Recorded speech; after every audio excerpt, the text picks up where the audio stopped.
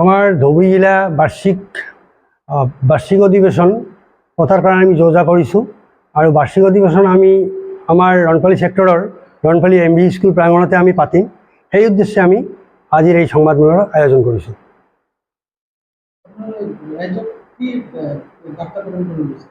আমি আমাৰ অধিৱেশনৰ যোগেদি ৰাইজক এনেকুৱা এটা বাৰ্তা দিব বিচাৰিছোঁ যে ৰাষ্ট্ৰৰ ওপৰত যে আমাৰ ৰাইজৰ যথেষ্ট কৰ্ম আছে, কৰ্মকাণ্ড বা কাৰ্য আছে, সেইখিনি যাতে সচেষ্ট হয় চবে, এইখিনি বাৰ্তা আমি ৰাইজক দিবলৈ ওলাইছোঁ।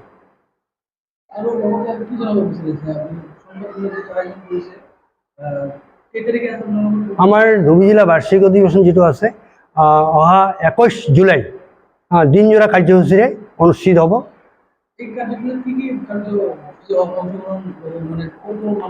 আমাৰ এই কাৰ্যসূচীত আমাৰ যি বাৰ্ষিক অধিৱেশন 21 জুলাইত অনুষ্ঠিত হ'ব, এই কাৰ্যসূচীত আমাৰ ৰাজ্যিকৰ পৰা 2-4জন আমাৰ যিসকল কাৰ্যকৰ্তা আছে, বিষয়ববীয়া আছে, বিশেষকৈ আমাৰ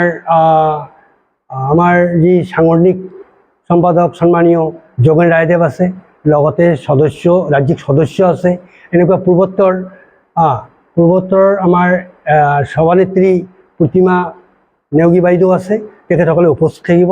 এনেকুৱাকি আমাৰ যি ৰাজ্যিক সমিতিৰ যি সভানেত্ৰী সন্মানীয়া বিনীতা ভাগৱতীও উপস্থিত থাকিব পাৰে। আমাৰ আৰম্ভণি হ'ব 9 বজাৰ পৰা আৰু কাৰ্যক্ৰম আমাৰ চলিব আপ টু 3:30লৈ। এইখিনি আমাৰ সীমান্ত চেতনা মঞ্চ পূৰ্বোত্তৰ ধুবুৰী জিলা বাৰ্ষিক অধিৱেশন অহা 21 জুলাই 2024 তাৰিখ দেওবাৰ ৰাতিপুৱা 9 বজাৰ পৰা 3:30 বজালৈকে ৰণপাগলি MV স্কুল প্ৰাংগণত অনুষ্ঠিত হ'ব। এই অধিৱেশনত আমাৰ ধুবুৰী জিলাৰ 3খন নগৰ আৰু 7খন ছেক্টৰৰ কাৰ্যকৰ্তাসকলে উপস্থিত থাকিব। আমাৰ মুখ্য অতিথি হিচাপে থাকিব পূৰ্বোত্তৰ সমিতিৰ সভানেত্ৰী মাননীয়া প্ৰতিমা নেওগী বাইদেউ আৰু আমাৰ ৰাজ্যিক সমিতিৰ কাৰ্যকৰ্তাসকলে উপস্থিত থাকিব আৰু আমাৰ এই নগৰ কমিটিৰ যিবিলাক কাৰ্যকৰ্তা আছে, নগৰ আৰু ছেক্টৰ কমিটিৰ সকলোবোৰ কাৰ্যকৰ্তা উপস্থিত থাকিব।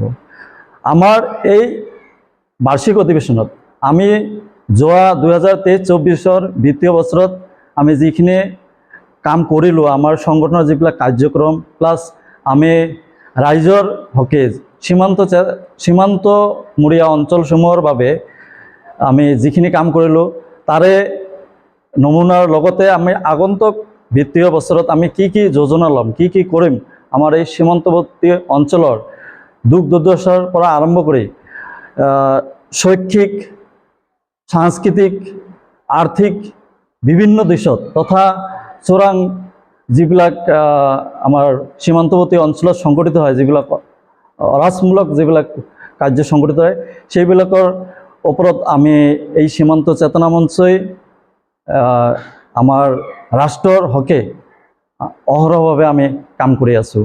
আমাৰ উদ্দেশ্য যাতে আমাৰ সীমান্তৱৰ্তী অঞ্চলৰ মানুহবিলাকৰ যাতে দুখ দুৰ্দশাখিনি আমি ৰাইজৰ মাজত তথা চৰকাৰক আমি যাতে এই বাৰ্তাটো প্ৰেৰণ কৰিব পাৰোঁ, তাৰে হকে আমি এই বাৰ্তা প্ৰেৰণ কৰিলোঁ।